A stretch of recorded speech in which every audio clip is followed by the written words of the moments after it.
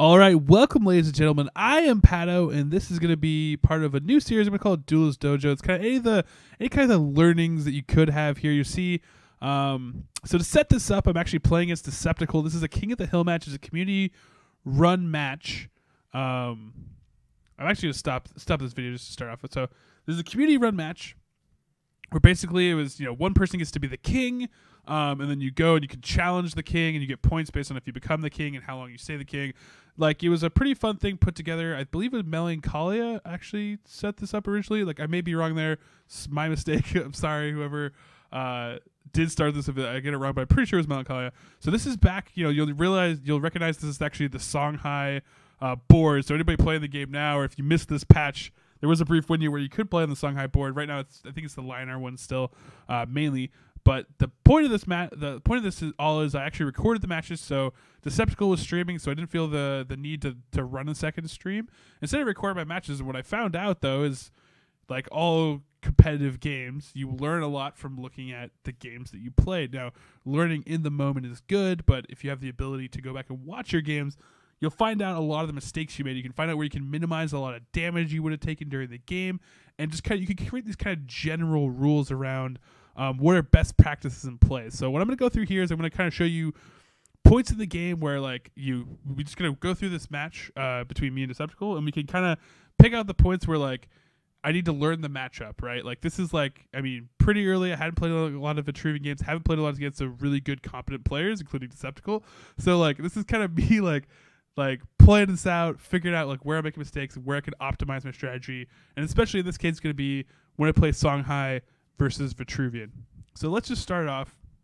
Let's see where we go. So I open out. I have Kodo. I grab Kodo. I throw on a Blood Leech mask, and I'm waiting for the response here. I don't think Kodo's gonna live, so I'm actually getting rid of the Saber Spine Seal here. That's basically my option. Now, point in fact, you should usually generally, as a good habit, replace the beginning of your turn and not wait. Now, I kind of knew how my turn was going to play out. There wasn't a lot of other stuff. Like, if I would have switched into a Kodo right there, I would have felt really bad because I can grab another cord. I could have played out my hand better. But in this case, it worked out. There's nothing too crazy here. So I'm just playing out the Kodo. There he goes. He swings back and forth. Pretty much what I expected. And I'm waiting for basically what his play is going to be. I stole his Mana Spring, so I'm feeling good. I'm feeling good about that. And there we go, Rasha's Curse. So right there, we learn our first lesson, right? So against Vetruvian, Rasha's Curse is one of the top things. If you think about the card Rasha's Curse, it's huge value, right? It's you get a 2/2 rush minion spawned around a general, which is awesome. And on bonus, if they have an artifact on them, it's removed. Huge value card. Just getting a 2/2 rush minion near a general is a sweet card for 2. It's like a super Kodo, right? But you also get to remove an artifact. So there he grabs a Mana Crystal. He's able to get out of Obelisk. Me, I'm getting greedy here. So I'm placing a Jade Monk, thinking hey, you know what? If he spawns out, see, look, I got it locked up. If he trades, I can hit his general or I hit into the Obelisk. This is a good setup for me. So I'm all right, sweet. And boom, Siphon Energy, right? So I'm oh, okay, Vetruvian has these free Dispel cards, and Jade Monk, while still a 2/4 body, is not going to be able to get off as effective. It's not an effective way for me to protect the core. Now he gets a free core out of this, and he has 5 cores to basically do whatever he wants to me right here. He's going to Bone Swarm, which is basically a free kind of cycle spell for him. It's also able to help him get damage off on the Jade Monk, which again is valuable because he dispelled it. He would be able to actually just straight up kill my Jade Monk between him and this Sand guys here. So he gets a lot of value out of this. He still has 3 cores. He plays a Sand Howler. Now I have a 3/3 in my face that I can't actually use my spells on. See, I have spells in my hand, but I can't use. So right now, Deceptical is looking really good, and I've made a lot of mistakes at this point that have gotten me kind of behind because of assumptions I made, not realizing the limitations of the matchup. So here I back off. I do have the ability to throw out spells here. I do have a Mana Vortex here, so I could double fire to the face if I really wanted to. He still has this 3/3. I have a lot of cards to play. So my dilemma here is what do I get rid of? Because I really want to kill the Sand Howler, but I don't have a good answer for it. I'm thinking about going to the face, and the key decision here is I decided not to use my Vortex. And I do that because like I'm getting greedy. I'm basically saying like, hey, like maybe I'll draw a spiral technique, but still doesn't solve my Sandhowler problem.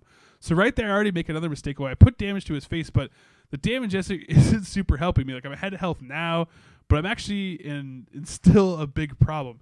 Now, what I could have done on that turn, right, is like, let's say actual better optimal play is I still do that, but it probably would have been better if I spiral technique out there.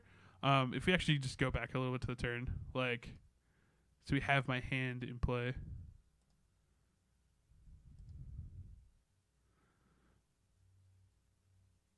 So we're back too far here. We'll skip forward. So here, like, if you see this hand, right, like, I played it out when I played this. So I played 2 cards out of my hand for value, kills Coil Crawler, put 3 damage on him. Really, though, if I'm playing the protection game, I mean, because this is basically a clock. Like, I know that I can eventually deal enough burst damage. I'm going to be able to outburst him. I'm really digging for an answer for this, and I know I don't have it in my hand. What I either should have done is replace out and see what else I can get, or I should have just dumped my entire hand. And what I should have done is use my Kodo Charger and ran it in to actually basically stifle this unit from moving forward. Basically, force his general to clear it out, or moved it one more forward, so he actually had to leapfrog or do something basically tangible. But like, there's a lot of ways where I could have played Roblox, but I could have cleared my hand. So the next turn I had a full hand left, and in general that could have been the better play here. Like, now I gambled, I got greedy, and we'll see how I potentially pay for it here in the near future here. But we're gonna see it play out again. I'm deciding what I want to do with my hand, and I decided to just get, because I'm doing a lot of greedy. Like, I'm making a lot of bets, right? I'm making a bet that I get Spiral Technique. I'm able to get it really cheap out. I'm making a bet that I get Saber Spine Seal with my Komodo Charger. So maybe that's my way that I trade, or maybe even I Komodo Charge. Maybe I just stayed. I didn't back off, and I just Komodo Charger and swing into the Dune Elemental here. Because, like, I mean, in that case, I actually end up clearing it out. And actually, the thing we're going to start to see as a theme here is clearing out the minions is very important against a Vetruvian player. So I'm kind of starting to build up rules, like, don't play artifacts unless you can play them in the turns. Make sure you can clear out when you can. And you're going to see right here, like, I had the option where I could have Komodo'd and swung and killed him. And now, so basically, instead of taking 3 damage, I'm going to take 10. So I'm going to take 7 more damage for not clearing out that minion. Like, that's basically, this is the punishment and pain for my decision. And not necessarily that I could have totally prevented it, because he does have the minion down here, but there's ways I could have positioned to at least reduce a lot of the incoming damage. And in this case, like, I paid for it, man. I'm at 8 health right now, and I'm sitting there and I'm looking at my hand, and I don't have a lot of answers, right? I have a bear, I have a way to infuse a unit that I put onto the board, but otherwise, like, things are not great for in Padoland right now. Things are not the way I want them to be. So I'm gonna dig. I'm gonna get Repulsor. Now Repulsor is a slight answer, right? Like, I could Repulsor the minion away, and like, but I mean, I get a 2/2 body out there. What does that really mean? I'm basically gonna have to play for free anyways. I really just want to get rid of the Sandhowler. I mean, again, I don't want the minion on the board. Is the main goal here. I'm gonna play this, and the reason I'm playing it there is, and this is actually important, by positioning it here, his general cannot get to me in case he had any of his own, like, I don't know what it's in his hand. I don't know what kind of artifacts he's running. But, if he walks forward one here and hits this, he's still far away from me. If he moves diagonal, he's actually still not within range of melee. So I'm placing it here because if I was to place it any other place around me, he would be able to walk in straight here and attack my general. And I don't want to afford him the opportunity to deal that free extra 2 damage because he's so far in health here. It's not actually a risk for him to hit me. So I'm placing it here specifically for that reason. So I placed the minion out. And I'm just like, I'm scared at this point. I'm digging for answers. And so at this point I get desperate and I Onyx Bear seal his thing. And he gives me the WTF face because he's basically like, okay, well, you gave me a minion I can use. Like, if I have Scion's second wish somehow and I play another minion, like, this guy can still walk and hit you for 2. Like, which is still decent, but like, it's still a minion. It's better than his obelisk out here potentially, unless it spawned in closer to me. But basically he's like, all right, this doesn't even matter anymore. So I'm at 8. And he's basically not amused, so he's coming in here. and just kind of just laying it onto me right now. So we'll see actually what else he plays here. Now in my hand, I have a spiral technique, so I have a way to get rid of a big minion if he plays that. He's going to play Rasha's Curse, which again is a great way to get he gets a rush minion out of it. Like, he's feeling good about that. He follows up with a Dunecaster. Now he has a 4 damage. Now he can put me down to 4 at least. Here runs forward his Onyx Bear, which Onyx Bear looks pretty badass, man. Like, for 0-2, he's a pretty gnarly Songhai unit. Now he's going to have his 2-3 around me, and basically he has me in a spot. I'm not sure about my emotions. I pan around a lot of emotions there. I don't know if I'm angry, if I want to blow a kissy face, what I want to do, but I just basically don't have enough outs. Like, it's too early for me. I don't have enough mana, and nothing I draw here is going to save me. Save maybe, like, if I drew a Tracer, I could have Tracered out to some other corner of the board. Does that buy me enough time? Probably not, and so I'm just going to concede out here. I'm not even going to swing to my death, so I die there. So lessons I learned: don't cast artifacts early until you can use them. So I'm not going to cast a Bloodleech Mask now unless I know I can get value out of it, or I want to bait out the Rasha's Curse, or just kind of like get it out of his hand. And I'm definitely not stacking. I'm not stacking any artifacts, because like if I stacked like 2 Bloodleech Masks or 3 Bloodleech Masks like I'll do against other opponents when I'm kiting them, not gonna fly, because he's gonna Rasha's Curse and get extreme value out of it, right? Like 3 artifacts and like a 2/2 rush guy for 2 is pretty dang good. On top of that, like, I learned a lesson. I want to clear minions, and I don't think that stuck into my head. I think at the time I was kind of shaking, because I was nervous during this, because I was playing, like a streamed match. I wasn't part of the stream, but I'm recording it. I'm playing a stream match, and I'm, just kind of hopping in and playing this deck. I didn't have a lot of experience playing against a lot of these good opponents, so it looks like I actually have to reload in here, or reboot my game. But yeah, so like clearing out minions actually was, so the big themes from that is like, yeah, don't stack against, also silencing. He has free silences, so I cannot count on, if I play a Jade Monk or any kind of taunt unit, I cannot count on it to actually have its effect go through. And I can definitely not afford to be greedy with it either. Whether I can cast something off or not, it's better for me to deny what I can, and if it makes it through untouched, then great. But I cannot expect to get value out of those units.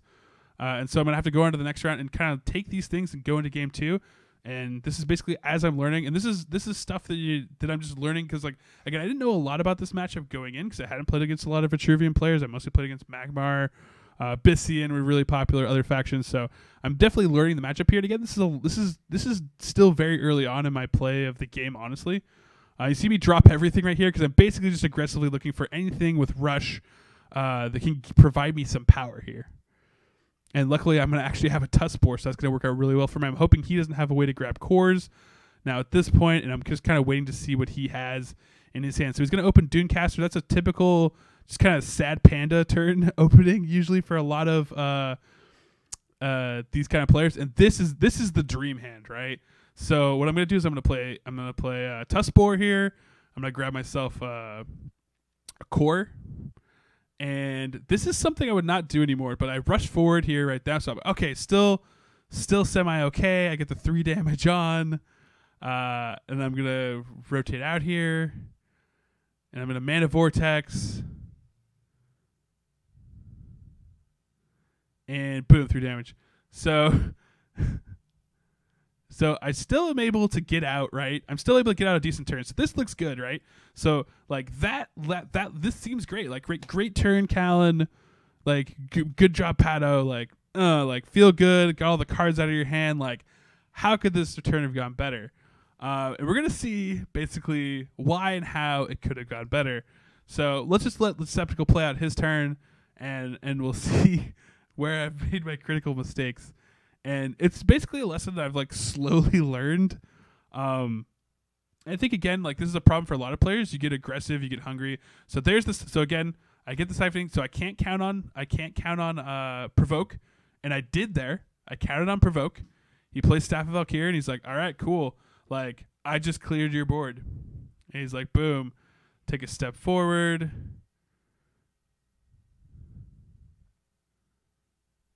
And I'm gonna rock your guy out. So step back a little bit. So this is my turn. So I walk forward, I swing at his face. I'm very hungry to kill him. Like, I send like 6 damage into him turn 1, which feel like turn 2, I guess, like for me, but feels so good, right?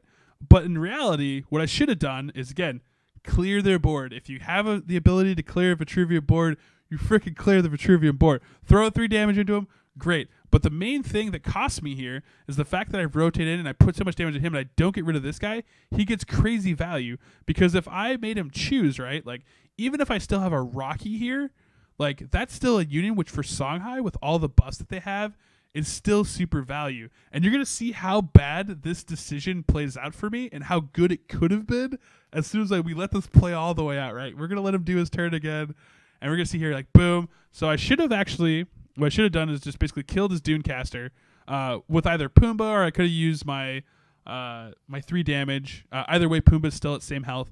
So Pumbaa's live. I still have a 1/4 provoke. He still would have had the option to silence. But chances are he just swings into Pumbaa and plays something else, correct? Like he probably plays a minion, like if he can, or maybe he or whatever. But usually in general, like my 1/4 Rock Pulverizer survives in that instance. In this case, dies out because he's probably not going to play Staff of Valkyrie and lose health off it. Maybe he plays it after. I don't quite know. But now look at this. Like, look at this. Like, is this ever not the like think about this in your head, right? I could have had a Rocky. Probably more than likely he kills Pumbaa, right? So Rocky's fine, full health. And I have 4 core. And 4 core here. I could have played a Leech Mask. I could have played double Saber Spine and hit him twice for 14 damage and gotten the 3 damage on top of this. He would have been dead. He actually would have been dead had I just made the simple decision to kill his 2/3. More than likely. I mean, chances are, like, maybe he plays a minion that swings into my Rocky. Maybe he had another option for it. But there's a large chance that I actually would have won the game had I simply made the decision to kill the 2/3 instead. So lesson learned for all of you. Now, granted, this is a dream hand. That would have been like the best start ever, right? Like that would have been like, see, and then so now I'm in a situation where instead of winning the game on turn 4, now I'm in a situation where now I can't play anything in my hand. I can't cast Saber Spines on minions. There's no minion in play. I can't cast Inner Focus. I literally like go into another Saber Spine. I rotated another Saber Spine Steel back when you couldn't hand out of it. And I do nothing for my 4th turn. So I go from winning the game on turn 4 to doing nothing on turn 4. And all because I made the simple decision not to kill his 2/3. And that, kids, is a lesson learned, right? Like, that is a lesson learned. And so Pyromancer comes out. He's a 2/1. And now look at this board now. I'm just like, god dang it. Like, so this is why I step forward. I started to get aggressive because I know that, like, okay, like, there's some things that have to change here. I want to ping his Valkyrie off, which Bloodleech Max is a great product to do that. I also know that I can buff this guy, inner focus him, and run him forward. And what I'm going to do is I'm going to create space with him, and I'm going to get more damage onto his general. So this actually allows me to ping his general and clear this all off, which is great for me. I still could have cleared it all up. So, again, I get super kind of greedy there, and I go straight to his general. It's okay, but I really could have walked forward, taken out his Pyromancer. If I take out his Pyromancer instead of his general, I still ping his artifact off of him, and then I'm in the corner and I have to deal with a Kodo instead of a Kodo and a Pyromancer and other units that might be able to ping me that turn. Again, Rosh's Curse, still a thing, but you see right there, I made a conscious decision that, like, hey, this time when I play Bloodleech, I'm gonna get max value out of it, knowing that, like, this thing probably is not gonna last, right? So I'm expecting to lose it entirely here, whether he Rosh's Curses or not, or what happens with it. But he now has 5 core, and he actually has position on me, so he's going to play Coiled Crawler, walk in another Coiled Crawler, and I have a full hand. So I'm looking at my hand now, too.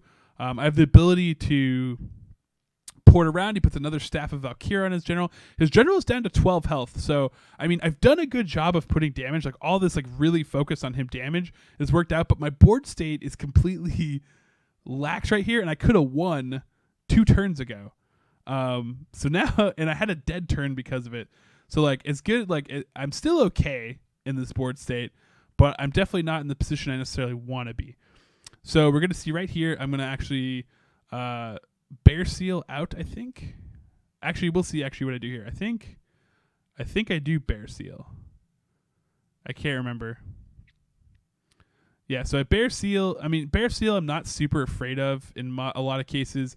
Again, the reason I choose to do that instead of Repulsor is, again, I get stacks out of it, right?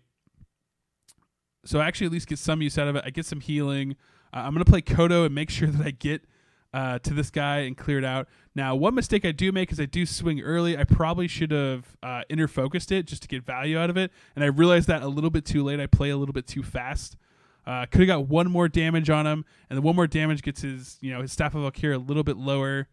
And now I'm basically in a situation where I might take a lot of damage, and like things are just kind of like icky, right?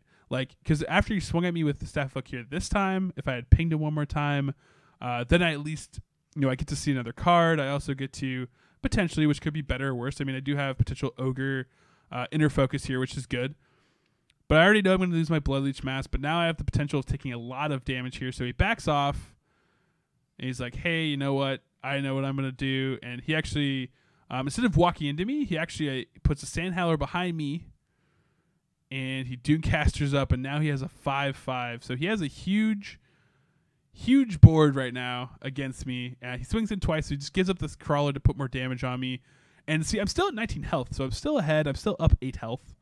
So things can be worse. I do have answers in my hand, so I'm feeling pretty good about that state. I do have 7 mana, so I do have a lot of great options here for what I cast and how I cast. I'm looking at Mana Forger as potential, like, do I play it? I get free. I'm going to rotate it out here specifically because I get the utility out of that. So I'm going to play Repulsor and get rid of... This is the best way for me to get rid of the Sand Howler. I have to get it as far away on the board as I possibly can. And then you're going to see me come in with my next decision, which is I'm going to walk forward.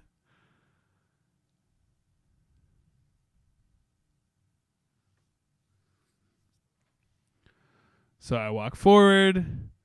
I place a Jade Monk. And I inner focus it. And I'm like, all right, Callan, here we go. And I'm like, boom, hit this guy. And it hits, kills the bear. And what I don't do? I don't finish off that frickin' Dunecaster. Why? I don't frickin' know. I thought I learned my lesson last game, but apparently something went wrong in my head for this game. Because he literally just steps there. There's a Siphon Energy. Again, can't expect to do more. I didn't expect it to do more than that. So, hey, there you go. And then, boom, Wildfire Ankh, baby. Here we go. I'm already crying. I'm like, dang it. That's such value, right? Because he's going to be able to clear out. And a second wish. I mean, this is like, right now at this point, I don't blame the Skeptical. He's probably like Dream Hand, right? He has a 7/7 that's going to be tearing across the board at me. He has 8 damage because I decided not to take 2. Again, 8 damage because I decided not to take 2. Whenever you play a freaking Vetruvian, finish off the freaking minions, because I'm learning it right now. Like, stream prejudice, ladies and gentlemen, because this is painful. So how do I deal with this, right? So he has 3 on him. I'm down to 10 now, so we're at health parity, and I'm not feeling good. He has a 7/7 Howler, which luckily is across the board. So the one thing I do know is I need to get rid of that freaking Dunecaster, right? Like, I made the mistake there, so I'm going to be able... So Blood Leech Mask is a necessity because it's going to give me health back in the game. And I do have a Mana Vortex here, so I know I at least have 2 spells. And you're going to see me do stupid things again. I'm going to cast this, and I'm going to pull this off. And I'm going to possibly think about sending it to his general. Why? Because because originally, like, for a brief second, I'm like, I can get rid of Ankh if I do this, right? And that's the wrong mentality. I don't actually... Like, Ankh isn't the problem, because I realize Ankh is 2 damage, and if he has another... he's already played 2 plus 3 damage artifacts this turn. So, like, if he plays another one, then, like, if he gets his 3rd one, then dead on him. I play my Tracer here. I literally just put myself farther in the court. I just want a body, right? I just want a body. The mistake I make here, though, is that I place him in a place that the Sand Howler can still get to him. So, like, I'm basically giving him free value with this Sand Howler. And there's also going to be another important mistake that I make here. And this is another part about playing against this faction that you need to know. So he's signing First Wishes just because it's free and he gets value and he can cycle it before he kills it. Star's Fury. Now, Star's Fury summons a 2/2 Dervish with haste in front of you. Luckily for me, he doesn't have Scion's Second Wish. But the point is that when you're positioning against this kind of spell, you actually, when you're playing against a Vetruvian hero and they get to 4 cores or around 4 cores, you want to start stacking your units. So beyond my bad positioning where I basically open him up to get killed by the Sandhowler, if I had placed him here, not only would the Sandhowler not have been able to kill him, but because my general and him would have been stacked, he only would have got a 2-2 out of this. And yes, he can onk them both, which I think is why I did this positioning originally in the first place. It didn't quite do out the math. But again, point is, like, if I stacked here, he only gets 1. And his 1 like can go around me and get off 1 hit, but it's way better than taking 4 damage here. And the other problem with taking 4 damage here is I think I lose my Bloodleech Mask because of that too. If there was only 1, I would actually got to keep my Bloodleech Mask, which means I'm in a way better position. So again, stacking units is important here. I didn't clear out units again. He plays a Naga here just because he doesn't care about the damage. No spell damage is going to be able to clear out his Sandhowler, so he's not scared of that. And I go down to 4 health, and this is not the look you want, ladies and gentlemen. So I'm in a decision right here. I have to swap out. So I swap out into Spiral Technique. I'm super happy about this, right? I'm at 9 cores. Spiral Technique actually puts me in a pretty decent spot because what I'm able to do here is I'm able to Spiral Technique out. I take 5. He takes 5. He loses the last piece of his Ankh, and then I Repulsor Beast away. And there we go. There's my semi chance at this. The reason I'm moving to middle is because even though he can move 2 across, even if he moved even if he moves this dervish 2 right here to here, and he plays a minion, the minion from here, even if it had rush, could not reach me. It could only reach me if he had another Scion Second Wish. But likewise, if he moves this minion here, he's still far away, but he's still in the case where Scion Second Wish kills me. But you see, I couldn't move here. I moved and I stacked. I learned my lesson from before. I stacked my units, and now he did another one. He would only have a 2-2, so he can't actually kill me without some other buff. So that's kind of so Kodo comes in here. I'm not scared of Kodo now because it's moved once. He plays an Obelisk. He's digging right now because he doesn't have any cards. So now I feel good, and I actually am able to stave off defeat here after a long freaking game and a lot of mistakes, right? Because if you think back to the 8 damage I took when I could have took 2, 6 more health, I'm at 10. 10's way better look for me than freaking bleeding out at 4, right? So I'm able to come back in game 2, and I learned a lot of lessons, right? I could have won that game on turn 4, but because I didn't clear out minions, I took damage. And because I didn't clear out minions later, I took 8 damage instead of 2. So lessons you're learning against Vetruvian, especially when they get to that 4 core and they're in Second Wish territory, just basically early game, with extreme prejudice, clear off as many minions as you can. If it's off of an Obelisk, they're ethereal, so unless they have a Dunecaster play off of the guy, and they're not going to be able to, it's not going to stay. So if they sign Second Wish off of that, you're not a big of a deal. It'll kill itself anyways off of you. You're not too worried about, that kind of play. You're more worried about the unit, putting on 2 units that were able to stay and play and are able to dish out damage to you. So this is my start. I'm actually going first this time. I don't have a great positioning, right? Typically, I call this the Pato opening, if you will, because I play a lot of Rocky Balboas. And I know I can't reach somewhere, but what I'm going to do is I'm going to step forward. I'm going to place a Rocky Balboa, usually cornered, so that I can reach. I can either spawn a minion off to grab a mana crystal, or I could draw attention to it. So that's basically what I'm doing. So this is basically, if you have a Rocket Balboa, and also if they move something in there, you'd be able to lock it down. But it's basically just a standard opening where you're just okay, I'm going to put a Provoke Minion down here and prepare for the next core. You could put anything there, but Rocket Balboa tends to be the card in my deck where I open like that, so I just call it the Pato opening now. It's because I do it so much, it's like the chest opening. So he goes out there, he pings 1/1, gets him down to 1/3. And see, again, going through the emotions. Am I angry? Am I sad? I'm having a good time, so I'm going to blow him a kiss. There we go. So Ethereal Obelisk in the center, that's actually pretty decent positioning for an Ethereal Obelisk. But he's not able to get more out of that. So I'm okay, that actually feels good to me. And I actually have an awesome combo here. So what I'm going to do is I'm going to walk forward with my Rocky. He didn't have Silence in his hand, so luckily it still has Provoke. So potentially could have some value for next turn, but we'll see. So I actually hand out, and I go into early Spiral Technique. This is such value early. It's super awesome. I'm able to clear out his Ethereal Obelisk. And then the cool thing I can do here too, and the cool thing about Songhai and the deck I'm sitting here with right now, is you do this cool kind of rubber banding thing, and this is the kind of rope-a-dope stuff I like, where I step back. So now I'm extremely far away. So if he's gonna touch me, he's gonna have to Rosh's Curse or something to reach out and touch me. He has a provoke unit in his face. He could clear it out with a silence and walk forward if he wants to. Either way, there's not a lot of great options for him. So he's gonna sit here. He's basically toying over what he wants to do for his next move, and we'll see what he decides to do with this one. But again, in the back of my head, look, I have 3 Bloodleech Masks, which there's no way in hell I'm playing all of them. But I know I'm not going to play a lot of them. I'm not going to play them unless I can use them at the time, or unless I want to bait out his spell, the Rosh's Curse. Which, I mean, the good part about baiting it out early when he can't combo with Sion's Second Wish is really good. I'm also going to be stacking minions when I can to avoid the rush, the Starfire's Fury or whatever. And then I'm also going to be clearing minions when I can with Extreme Prejudice. And you can see I even got rid of Obelisk in a pretty awesome way early. So he's actually going to Repulsor my Rocky back to me. I'm actually super excited about this. Like, honestly, like cool. I got my Provoke minion back near me. Like, yeah, maybe you can silence it later, but I'm still like, obviously I'm going to ditch a mask. And in this case, I'm going to set up for just throwing out my Jade Monk. And positioning wise, positioning wise, the reason I step forward is because, again, I want to stack up my units. Ideally, if I really wanted to go for the dream, I would have moved them all down here and stacked all in a total line.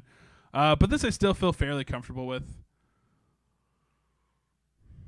And I do put out a Bloodleech Master right now. I'm like, hey, like, you know what? Like, spend 2 to Rasha's, be like, whatever. Like, spend it now because I don't want to face it later. But he's able to get 6 cores out of this because I haven't been able to control the core battle very well. I expect a silence to come in on the Jade Ogre because Jade Ogre value for that 2/2 trade would just be way too good. Or I expect him to buff it somehow, or there's some buff that comes in here to make this happen. So look, he's gonna Rasha's, which is. This is actually a very smart play. The one thing I did open myself up to with this play and why I should have stacked. So I'll go into this again like real quick. So by him Rasha's out here, he's actually able to Rasha's and Second Wish. So I left him this core. He's able to get it because of his map control and me backing off. So this is just what I have to deal with, right? So he's going to put him behind me so the provoke minions don't get him. And he can Second Wish this, and this can actually clear this in one hit. Now, he's basically gambling because if my Jade Monk goes to here, he only gets 1 hit out of it. If it goes to here, he only gets 1 hit out of this. So this is still actually a good look for me if he's not silencing this. But the point is that if I would have moved down and stacked it a line, not only does Starfire's Fury would I have not been able, because not been susceptible, because he would have played 1, but if he Rasha's Curse me, he still would have been in provoke, because I would have had everything stacked up here. I would have been against a wall with this around me. By stepping up, I prevented 1 dude from getting to me.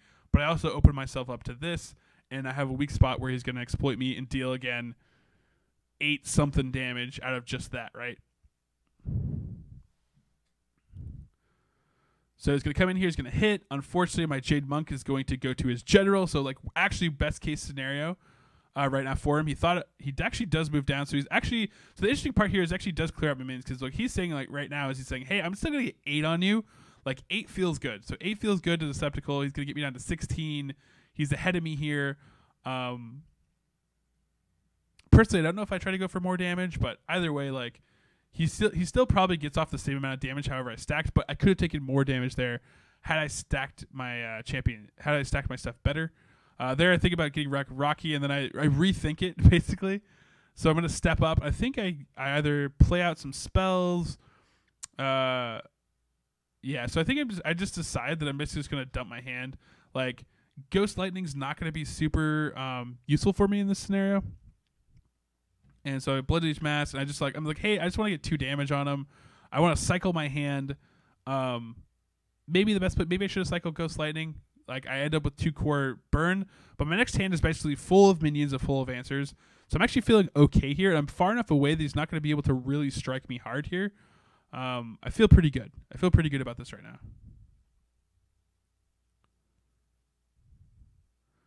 So now he has 6 cores, which is as much as he had last turn, which sucks. It will see what he works out. He's going to Bone Swarm. He's going to ping both. Sand Howler comes out, so Efficient Dude.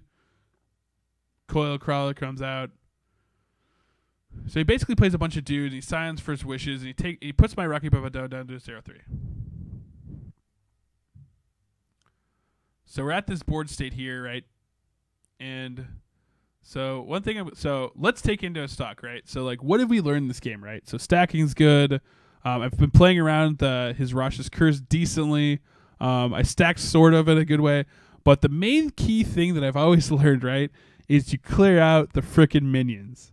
And so my goal here, actually, at this turn, the thing I'm proud about, the thing that does me good service in this match right here, is I'm going to start to clear out these minions with extreme prejudice. So let's go forward with what becomes my turn.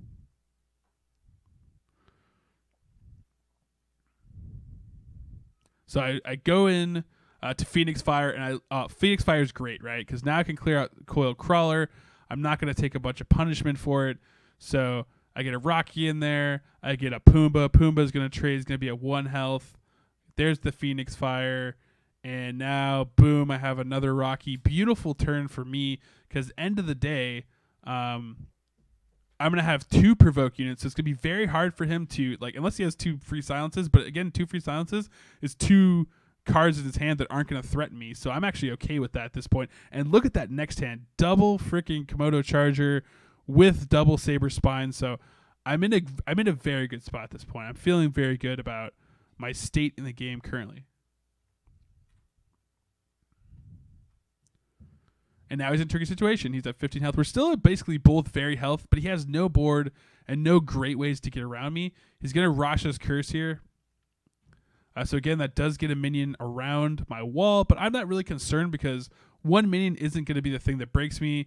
He's going to get a Staff. Staff's going to clear out for 0. That's going to open up in here to clear out my Pumbaa. So this is very smart play from Deceptical. Deceptical is actually playing this probably the best way he has to play this out now at this stage. He has a Siphon Energy, clears it out. So now he's not basically, so like now I made it as a provoke, but I basically held him in place. Like the provoke has done its job. So what do? Of course, I love free spells. Do you love free spells? Because I love free spells. So this is what's going to go down. I'm going to rotate my Rocky, even though the positioning doesn't really matter now at this point. So I realize that. So I'm going to place my Komodo here, and I'm just going to try to ping down his staff, right? I'm pinging down his staff. There we go. Rocky's going to hit for 7. Loving it right now. I'm going to put him down to 7, and this is a good spot for me. Like maybe he draws Ankh and he blazes me for 5, but I have 18 health. I'm super healthy. One mistake I made again. You can see here I didn't stack. I should have stacked. I should have stacked this guy right in front of me to avoid getting 2. Because the truth is right here is as healthy as I feel. He plays Starfire's Fury. He's second wishes. I take 16, right? So again, I have 2 health to give, thank God. But I mean, that would still be almost lethal. So I need to, again, just need to be aware of those combos, and stacking is key. And again, that's another point where like he doesn't have it here, but it definitely could be. And so he pushes me down. He's a 3/3 out, surrounds me, and now he's like, hey, like, do I got this? And luckily for me, I have exactly what it takes to finish this off. I'm gonna be able to pop him right there for 5. And then I walk forward and do it like a true Songhai general, and I put him down. So, and then boom, now I'm king. I've taken down the king, and now I'm king of the hill. So again, you know, so like the main point is like, this is, thanks Melancholia, sweet deck, man. So the main takeaways here again, like, is what I learned through playing these 3 games. I ended up winning, but the winning is like not the important part. The important part is to realize like where I made mistakes along the way, and the keys to success of just in like a lot of these aren't important just to Vetruvian, but again, it's important to take in the fact that like a lot of it is, but like clearing off boards is obviously good. You should never, because of buffs in the game, like again, like Rocky Balboa, living, silenced or not, was able to give me 7 damage in a turn. For him, like leaving a 2/1 Dune caster and not remembering to do the auto attack cost me 8 health. it's simple things like that. So against Vetruvian, make sure you clear off anything that's around you that could be a threat. Don't count, because of free silences, do not count on any provokes to do their job or any special abilities. Like Siphon is usually going to come into play. So play him, and if you get the bonus out of him, great. Stack your units. Because of Starfire's Fury summoning all those 2/2 guys, they'll spawn in front of the units. So the more you're able to stack your units to cover up the spawns for that, the safer you'll be.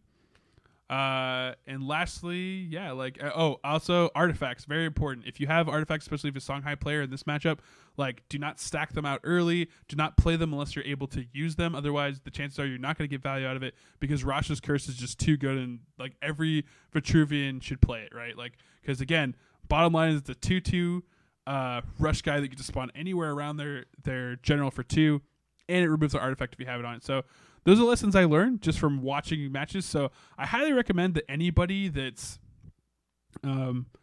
can record your matches and look at them, because there's a lot of times we're going to find out, like, this is where I could have saved 6 health. This is where I could have won the game on turn 4 and I didn't. Stuff like that is super important. And it's fun to find out, right? Like, it's fun to be like, oh damn, like I could have had like the most epic game, right? And I robbed myself of it. Instead, I had the worst turn, right? So again, if you have OBS, which is a free software, I think you can record with that. There's a lot of other free programs you can get to record. XSplit is great too. But definitely, guys, like, if you have the ability to record matches, record them and just look at them and rewatch them. If you stream, go back and watch your past broadcasts and look at the decisions you made, because most of the time you're either going to find out rules you can create for yourself for how to play against that faction, or my cats are yelling at me or each other, I don't know. Anyways, so you can either find out rules to create for against that faction, or just like mistakes just kind of in your general play and positioning. So highly recommend it for everybody. If you can't record matches, do it. And I hope this was helpful to some people to watch me go through it and pick out my instances where I could have played better, and kind of watch my process of building out these rules for myself. And I hope this is helpful.